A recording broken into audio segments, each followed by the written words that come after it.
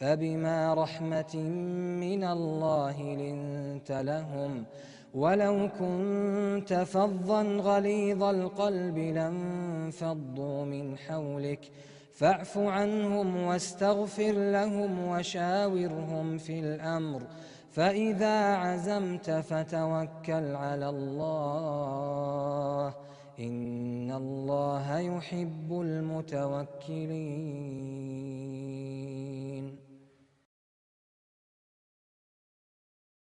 Now, I was in Medina for 8 years. I embraced Islam at the age of 21, 22, and I was a brand spanking new Muslim. And I wasn't even thinking about going to Medina, but there was a brother who, he has a lot of virtues over me. His name was Khidr Lawrence Abu Ali. He came to us where I lived in the East Coast. He came from the West Coast. And he was a real calm guy. He had graduated from the University of Medina, and he studied with the first African Americans who went to Medina. He was with Bilal Phillips and those brothers. And he came and he was in our masjid, and he told me, hey, you should try to go to Medina. I wasn't really thinking about Medina. But due to Allah Azza wa Jalla, through that man, he put a lot of pressure on me. And I got my paperwork together, and they came to interview me, and I went. During my interview, they were asking me questions like, what do you think about Khomeini? The people were interviewing me to go to Medina. I'm a new Muslim. What do you think about Khomeini? I said, Khomeini is a good guy. They said, what do you think about Gaddafi of Libya? I said, he's a good guy. What do you think about Saddam Hussein? I said, he's a good guy. And the reason why I said that is because I was a new Muslim. And I thought that they were against America. I thought that they were against America. So my minhaj was, the enemy of my enemy is my friend. I didn't look at these people curse the companions. I didn't look at this man thinks that a kafir who's an Arab is better than the Muslim who's not an Arab. I didn't look at this other individual said that the Quran was incomplete, that the Quran shouldn't say Qul huwallahu ahad, but it just should say Allahu ahad. Ya ayyuhal kafirun. I didn't look at those issues. I'm a new Muslim, so I was judging based upon emotions and ignorance. And to the credit of the people who interviewed me, they knew I was ignorant, and that's why I wanted to go to Medina. They didn't say to me, you can't go, because look at these answers. And at that time, Ikhwani, in 1986, anyone who brought his paperwork to the table, they were going to accept you. I know people who were 60 years old who got accepted during that time. But now it's difficult to get to Al-Medina, to go to Al-Qura Mecca, or to go to the university in Riyadh, or any of those places. But I say, keep trying and keep trying. Anyway, when I went to Al-Medina, I had never traveled outside of America in my life, and I never knew the worth of the American passport until I got it, and I left on that trip from JFK in New York, John F. Kennedy Airport, and I arrived in Jeddah, waited in transit, and then I went to Al-Medina. Never took a trip like that. It took 14, 15 hours. Altogether, I traveled a whole day, and I went in a very heavy sweater and jeans and Timberlands. And I was musbil. I was musbil because I was a new Muslim. And I went, it was cold wintertime in America, and I went, and it was hot over there. Anyway, the trip took a lot out of me. I never experienced anything like that, but something miraculous happened. I will never forget it as long as I live, and this is why I'm bringing it to your attention. After taking that trip from New York all the way to Medina, when I got out of the airport, I came off of the plane. I didn't know anyone. I didn't know Arabic. When I arrived off of the plane, there was an old man, a Saudi Arabian man, who gestured to me to come to him. I couldn't understand him. He couldn't understand me, and it was nighttime. He just told me, wait here. Another young man, Saudi Arabian, got off the plane, and he took us with him to his house. And he had a nice meal. And I sat and I ate with them. I couldn't talk to them. They were trying to talk, but I couldn't communicate, and they couldn't communicate with me. It turned out years later, I found out after that, that the young man was the older man's nephew, and he went to pick him up. He was coming from Jeddah. But the old man saw me, and he said that I looked like a student who was new. Without even knowing me, he took me to his house. And I ate in his house. After we ate, he took me to the university. And in the university, there's a gate. You can't get in that gate at nighttime. As a student, you can't be out of the gate. And as a visitor, you can't come into the gate. You have to have the documentation. So when we arrived, he told the guards my situation. The guards told someone, take me to the second of the Americans, where the Americans are. This is the first story I'm going to tell you. They took me to the Americans. Now, you have to keep in mind, I hadn't been in America over 24 hours. When I went and I found my brothers from America, only Allah knows how happy I was to see people from the same place that I was. When I went into the room, I said, what's up? What's up? How you guys doing? What's happening? Assalamu alaikum, what's going on? And the brother asked me, where is Allah? They didn't give me any love. They didn't say to me, where you from? They didn't say, what's your name? They said, where is Allah? I said, well, what kind of question is that? Where is Allah? I said, Allah is everywhere. And they say, you see? This is why we have to learn. And I didn't like the way they dealt with me. They didn't know 4 or 5 months prior to me being in Medina, I was robbing people. They didn't know that. They didn't know I didn't tolerate anybody laughing at me. So one thing led it to another, and I can't get into the details because it wouldn't be appropriate. And those brothers were Salafi. It was my first encounter with Salafi people and Salafiyah. That was my first encounter as a new Muslim. The next day, I woke up for Fajr, and my roommate was a brother from Germany. His name is Rahman. He was an extraordinarily intelligent student. That man was smart.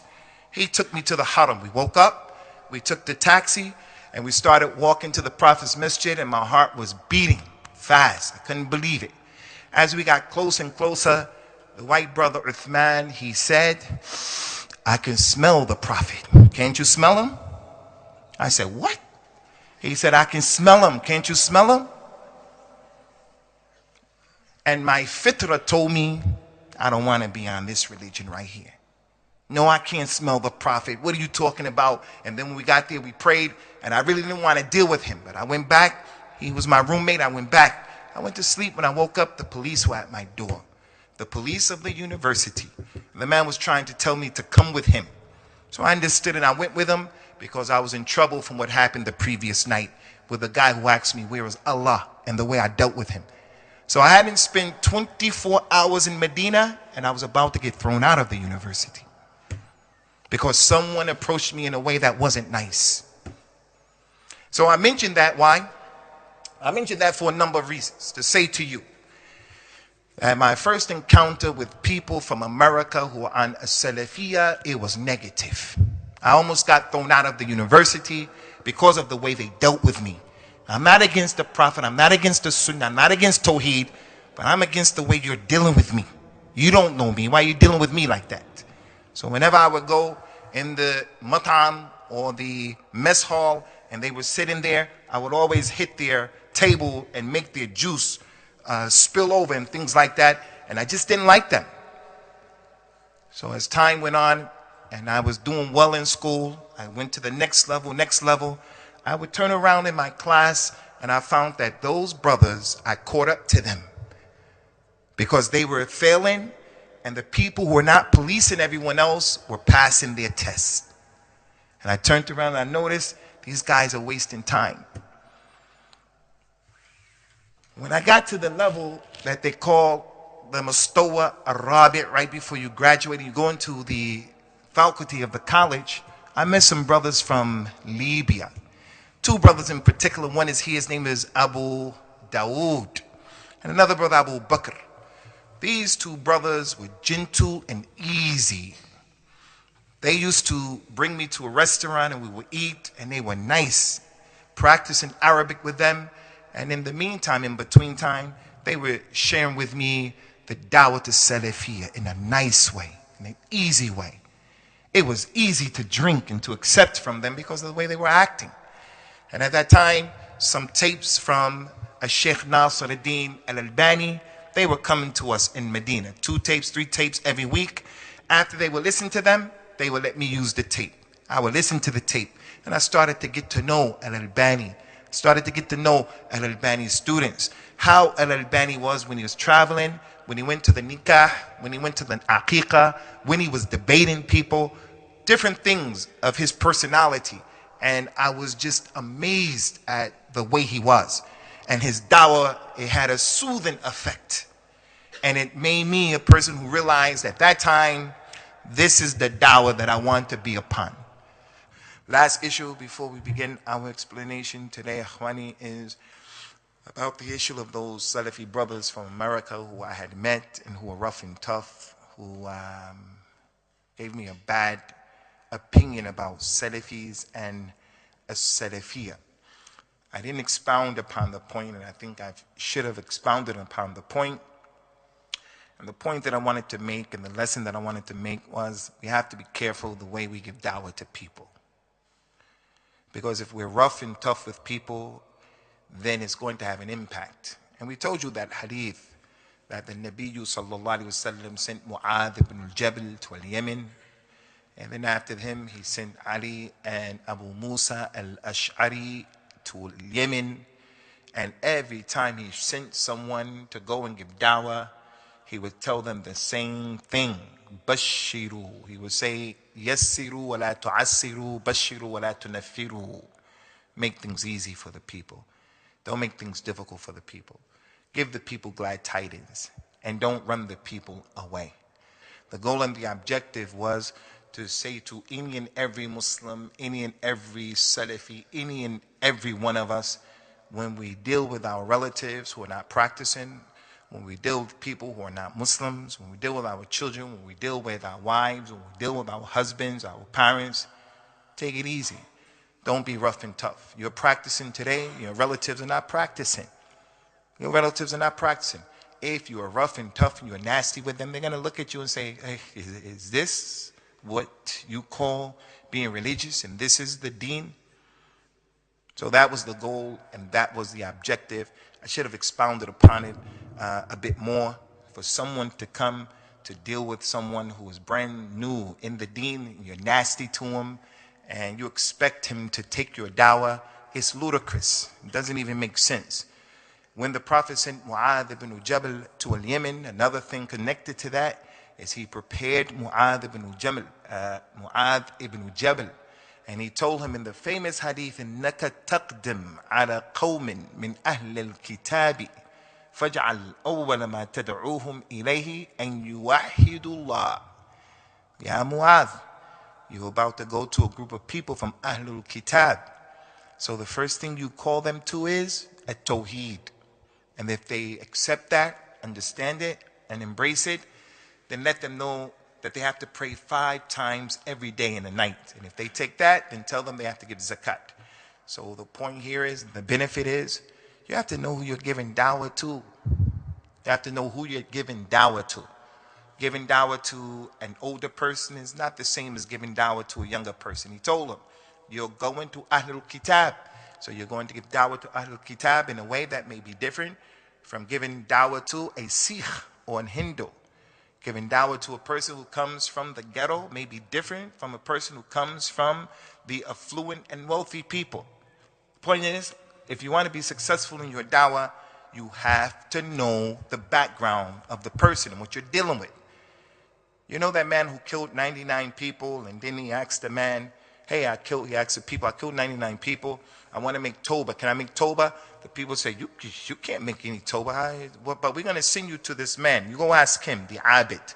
Man used to worship a lot. Go and ask him. He does a lot of salat, a lot of zakat, a lot of som. Go ask him. And when he came to him and he asked that man, hey, I killed 99 people. Can I make Tawbah? The man said, you can't make Tawbah. You killed 99 people. Khalas, finish. You're done. You're going to the hellfire. You're finished.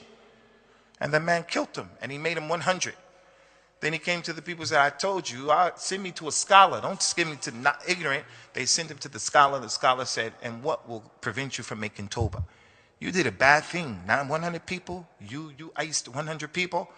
You can make Tawbah, but you have to do A, B, C, D. And the man went and made Tawbah. Now the point here is, the ignorant Abid, he told the truth based upon what he understood. And that was, you can't make Tawbah. and he had to pay the consequences.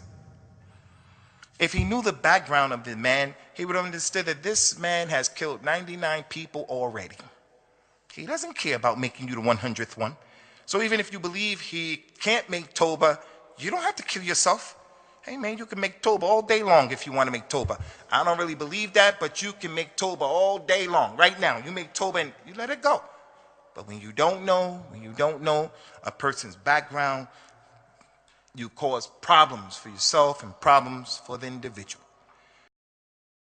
ادع إلى سبيل ربك بالحكمة والموعظة الحسنة وجادلهم بالتي هي أحسن إن ربك هو أعلم بمن ضل عن سبيله وهو أعلم بالمهتدين.